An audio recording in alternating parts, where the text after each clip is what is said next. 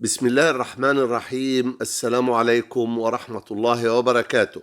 بشار الأسد تجول في المناطق المنكوبة في حلب وفي غيرها، ما كانش بيتجول بصفته مواطن ولا مسؤول ولا رئيس، كان بيتجول بصفته عتريس. عتريس مين؟ بالضحكة دي بالخلقة دي بالبصة دي بارد بهزة الخوف بالضحكة دي بالخلقة دي بالبصة دي بارد بهزة الخوف بالضحكة دي بالخلقة دي. عارك المنطقة الشرقية انتوا قلتوا الجناح الايمن لنا. بشار كان بيضحك طول الوقت، طول ما هو بيتجول بين الأنقاض والجثث والمصابين.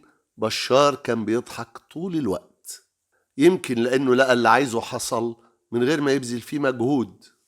بشار ما قدرش يتجول في الشمال السوري لأنه مناطق محررة، ولأنها مناطق محررة ما وصلتهاش مساعدات. قلت لكم قبل كده وأكدت إن كل الأنظمة الوظيفية اللي في بلادنا العربية دول كلهم مجرد غفر الإمبراطورية، ناظر العزبة بتاع الإمبراطورية والخولي بتاع الإمبراطورية والغفير بتاع الإمبراطورية، دوره إنه يحلب البقرة ويوصل الحليب لفم الإمبراطورية. ولأن الشمال السوري مصمم إنه يكمل رحلة التحرر من الإمبراطورية، عشان كده الأمم المتحدة اللي هي الواجهة البراقة للإمبراطورية ما بعتتلوش مساعدات. أبعت لك مساعدات ليه إذا كنت عايز تتحرر مني؟ هو ده السبب. أرجو إن احنا نصرح بيه ونصارح بيه نفسنا ونواجه بيه نفسنا ونواجه بيه الناس. عن نفسي بقول الحمد لله، لأن كل حدث بيحصل بيثبت ليا إن الحمد لله رب العالمين، ربنا سبحانه وتعالى يسر لي الرؤية الصحيحة.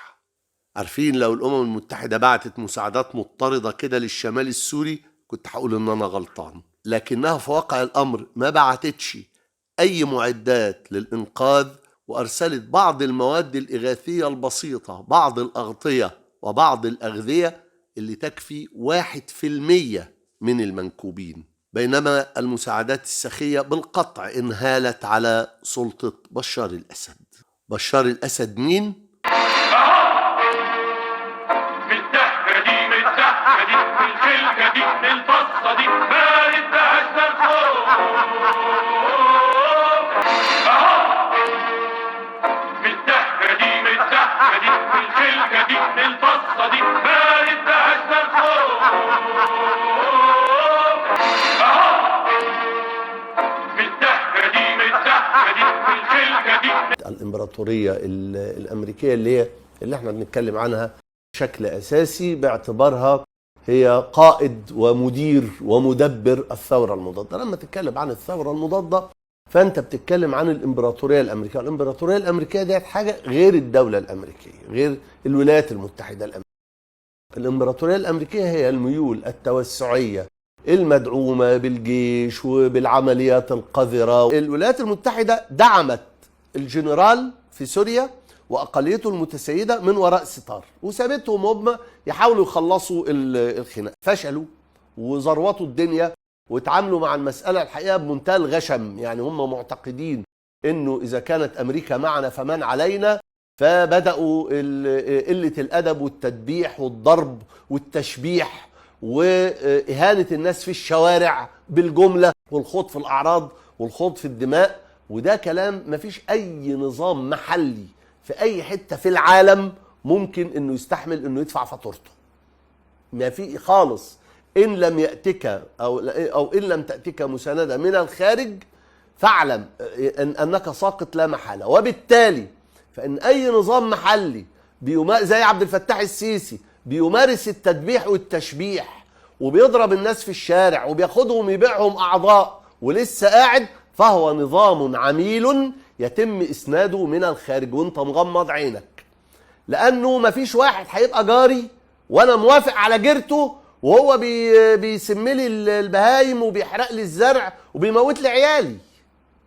ما أنا هروح أنا كمان أخلص طاري منه. لكن اذا هو بيعمل كده وزنا مجبر على ان انا اسكت ومش قادر ارد، فاعلم ان هناك قوه اكبر مني ومنه هي اللي مجبراني على السكوت ليه. ففي الاول امريكا دعمت الجنرال في سوريا واقليته المتسيده من وراء ستار. طيب ما قضتش الحكايه دي، فقدمت الدعم العسكري والاستخباراتي والاقتصادي عبر دول وقوى الاقليم التابعه والخاضعه. دخل العراق الحشد الشعبي، ميليشيات الحشد الشعبي، دخل حزب الله من لبنان، دخلت ايران بقوتها، ودخلت قوى عربيه اخرى بالسلاح وبالفلوس وبكل حاجه علشان تدعم بشار، عشان تدعم النظام الحاكم او السلطه الحاكمه في سوريا. طيب ما قضاش برضو كل ده، اوشك على انه يخسر وعلى انه هو ينهار. فامريكا جابت اكبر مساعديها في العالم، بلاش اقول اتباعها، روسيا، وكلفتها بالمهمه. ورغم كده برضو اوشكت روسيا رغم حتى ده ان هي تنهزم، فاضطرت امريكا بقى انها تدخل في الاخر بايدها على طول. وعلى الصعيدين الاعلامي والسياسي ايضا، الحاوي الامريكي لاعب الخفه الامريكي، عارفين الحاوي يعمل الحاجه بس ما يخليكش تشوف ايده، يعني ما تكشفش اللعبه، ما تكشفش الحركه.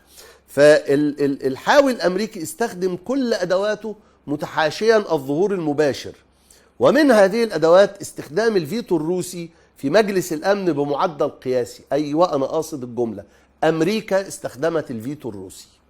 وقلت لكم قبل كده انه امريكا هي اللي قالت لروسيا روحي العبي دور الباد بوي، والدليل قلته وهكرره، ودليل الحقيقه اللي يتجاهله برضه يبقى شكل من اشكال العته او البلاهه. فاللي عايز يبقى معتوه او قبله على راسي، اتفضل حضرتك، بس لا تحاول ان تفرض هذه البلاهه علينا بعد اذنك. روسيا استخدمت الفيتو لمسانده السلطه في سوريا 5 مرات، معدل قياسي لم يحدث في التاريخ، 5 مرات خلال 5 سنوات. اي حد من 2011 ل 2016 روسيا عملت 5 فيتو خلال ال5 سنين دول. اي حد يجيب لي اي 5 سنين في التاريخ قبل كده من ساعه ما كان في متحده وروسيا او الاتحاد السوفيتي استخدمت فيهم الفيتو 5 مرات، لم يحدث على الاطلاق ابدا.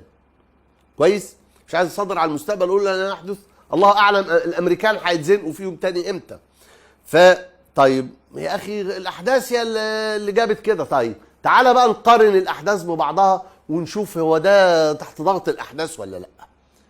علشان روسيا تحمي سلطة سوريا من ان مجلس الامن ياخد قرار ضدها، هذا في الظاهر، ومجلس الامن ما كانش هياخد قرار ضدها ولا حاجة، لكن الامريكان قالوا لهم احنا عندنا شوية اتباع محليين عايزين نحافظ عليهم ما نحرقهمش، ولو دخلنا احنا عملنا فيتو في مجلس الامن ضد اسقاط الاسد، لو عملنا فيتو لصالح الاسد لحمايه الاسد هننكشف وهنكشفهم معانا، فادخل انت يا روسيا شيلي الليله دي، ادخلي العبي دور الباد جاي، دور الباد بوي، فروح انت اعملي الفيتوهات دي. طب ده كلام متعلق في الهوا كده يا عم. طيب انا بقول لك في خلال 5 سنين، صاحب العقل يميز، خلال 5 سنين روسيا عملت 5 فيتو فقط للحفاظ على نظام الأسد في سوريا.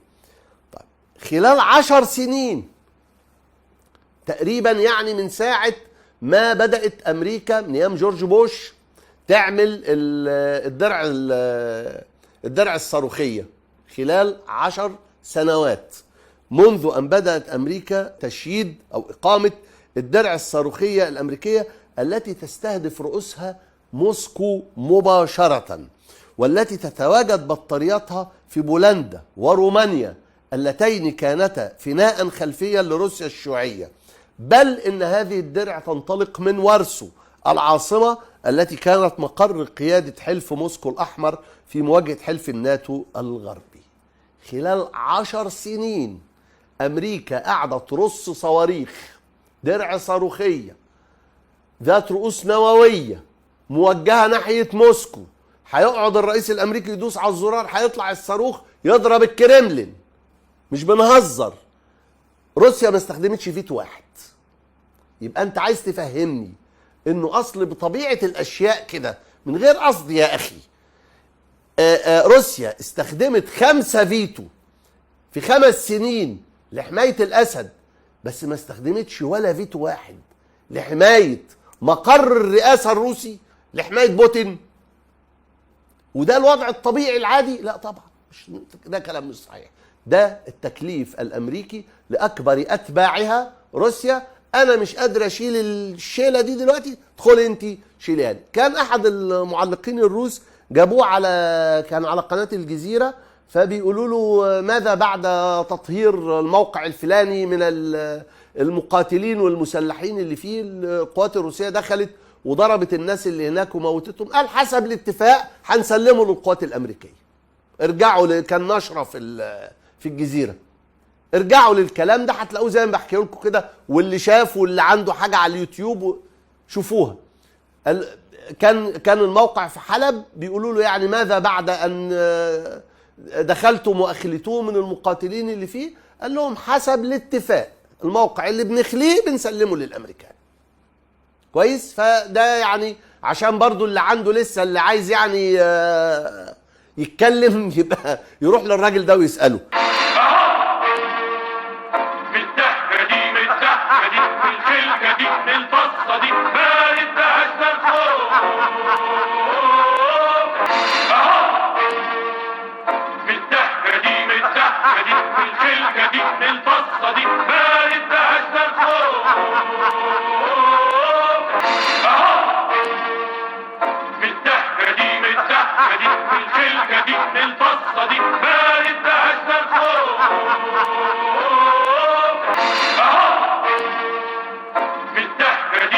والسلام عليكم ورحمة الله وبركاته.